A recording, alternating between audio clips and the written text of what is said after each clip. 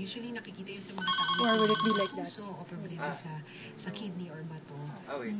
Usually, yun yung cause para ikaw magkaroon ng water sa lungs.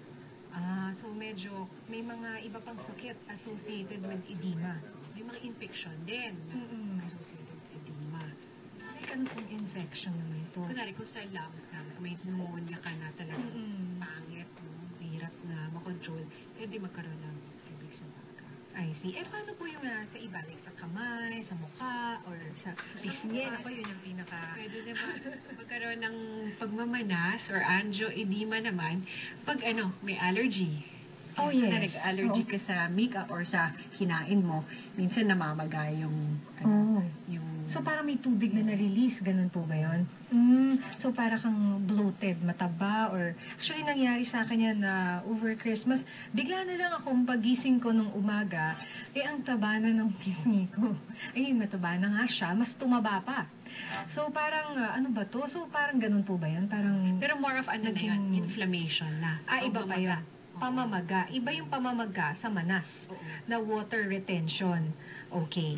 And kasi sabi niyo kanina na it's caused from eating salty foods. So yung mga maasim? Maalat.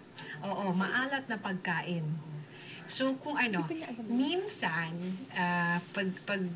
ang katawan natin, kung normal yung kidneys natin, kaya naman yung ilabas yung masyadong mataas asin or sodium sa katawan.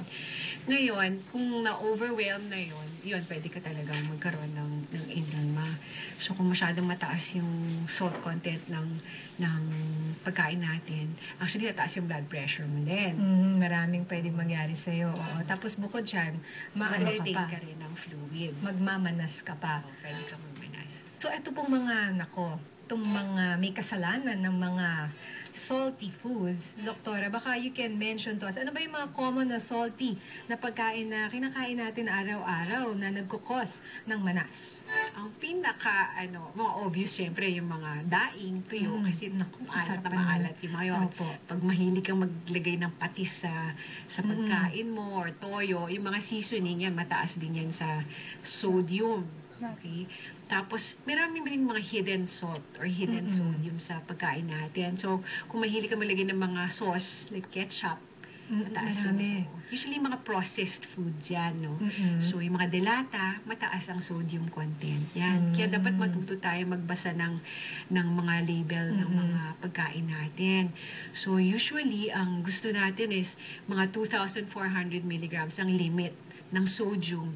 2,400. Which is equivalent to katumbas ng isang kutsarita ng asin. Okay. So, wag ho tayong lalagpas sa isang kutsarita ng asin sa isang araw.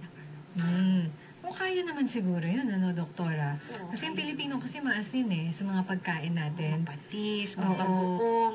Naku, alamang. Ang sarap po lahat nun So, dapat i-limit natin yun. Lalo na yung mga canned or processed foods. Lalo na kung ikaw ay may problema sa puso, sa bato, or sa atay. So, pag ikaw ay may mga problema dito, ayun, pwedeng magkaroon ka ng edema. Ano mauuna? May sakit ka muna sa puso? Or edema muna? Or ano bang una?